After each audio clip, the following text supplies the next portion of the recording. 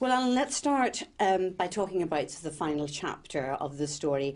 What for you are the central themes in the Deathly Hallows Part 2, which, as we know, is finding its resolution and its termination of the whole Harry Potter saga?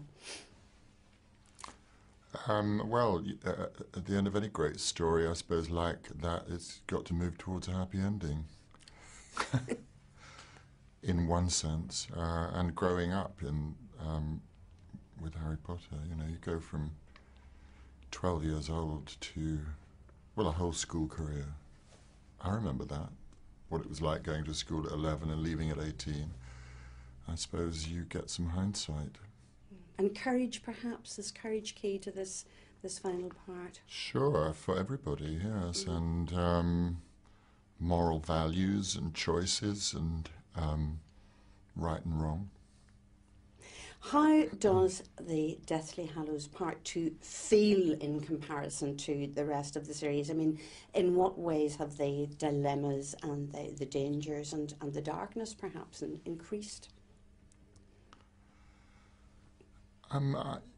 It's a very gradual thing with the books and the stories, there's no other way of putting it. You're watching, if you go to the centre of the story with those three kids, you're watching them become young adults, and so everything changes.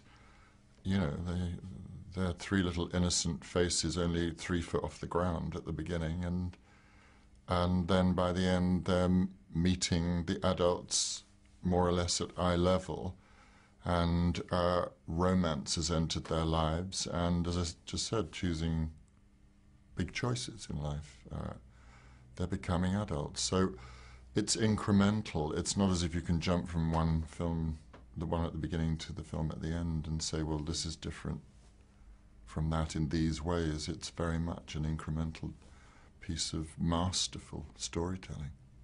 I know we don't want to give away too much about Snape, but I find a rather interesting line, which is, "To burn with desire and keep quiet about it is the greatest punishment we can inflict on ourselves." And that's a line that might be familiar to you. It's from Lorca's Blood Wedding. It's not actually from Harry Potter, in which you appeared some years ago. Without giving away too much, how much light does that shine on Severus Snape in a way?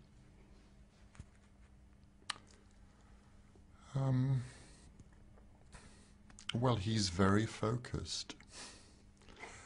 He lives within a very, very tight confines, emotionally, physically. When we finally got to play a scene in what appeared to be his house, I often wondered what that would look like. And I remember walking onto the set and saying to Stuart Craig, I don't know whether you'd have all these pictures on the walls.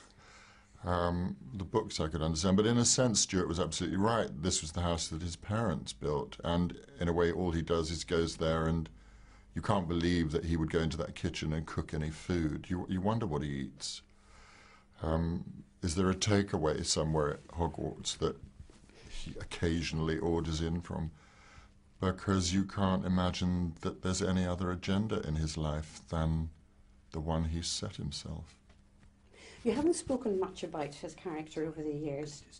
You haven't spoken much about his character over the years. How important is it to you, or was it to you, to maintain an integrity about that as things rolled out and are revealed, if you like?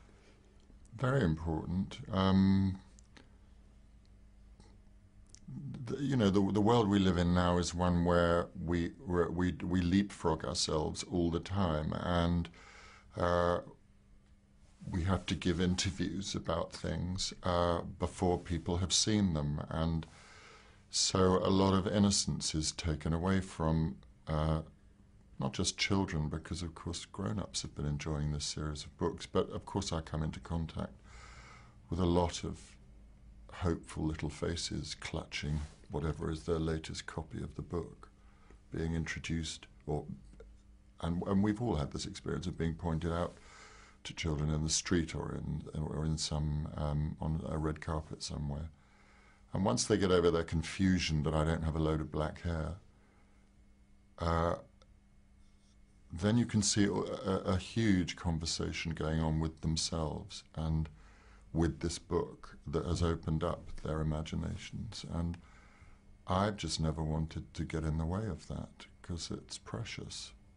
And as I say, a kind of innocence that you can't rip away from people.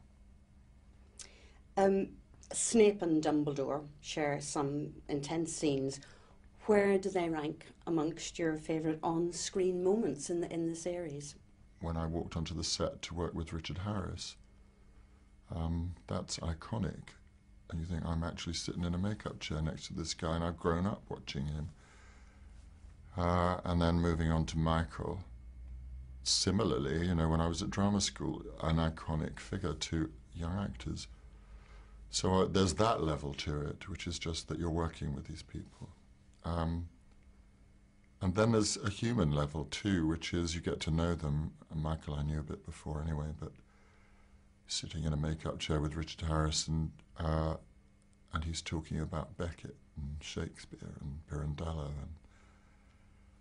and then you go onto the set, Michael Gambon, you're always only this far away from him making you laugh. So, you know, you're proud if you've got a take where he hasn't cracked you up. Well, Snape is only to say, turn to page 394 to have me quaking in my boots, never mind the children at Hogwarts. To what degree is the voice key to this forbidding character? Well, if you're playing somebody, you don't judge them. So I don't know about things like forbidding or scary or mysterious or any of that. You take the information you've got in the writing, and Jo Rowling's quite clear. She said he never raises his voice. Well, that's helpful. Okay, I'll do that then. Well, Dan, Emma and Rupert did admit a while back to being a little bit scared of you in real life as well, and yet anything that I've seen from the film, from the outtakes, you know, you're laughing, you're in very good form. But did you keep a bit of a stern countenance for them for the sake of their dramatic art? I think there was nothing ever deliberate, but, you know, the nature of filming is that there's little or no rehearsal, you're straight into it. That means, and you're starting with 3 12-year-olds. And I walk onto the set with black lenses in my eyes and all black outfit and a black wig. And one thing I can say for sure is that as soon as I put that costume on, something happens. You can't be someone else inside that outline. It has an effect on me. And also you don't have time because you're looking for real concentration and you're trying to be as helpful to these 3 young people as possible. So it's better that I'm focused and not mucking about. So I'm not surprised if they got a bit alarmed, but it was just the nature of the beast. Well, on your own background, you've a background in art and fine art, attending the Royal College of Art. How important are the aesthetics of a project like Harry Potter to you? The look, the design, the feel of it. Does that all hugely support the character and the work that you do? Absolutely crucial, and I suppose it's in a way the one shame of the advance of CGI. You know, we started this whole thing going off to locations in Oxford and Gloucester and various Gothic corridors.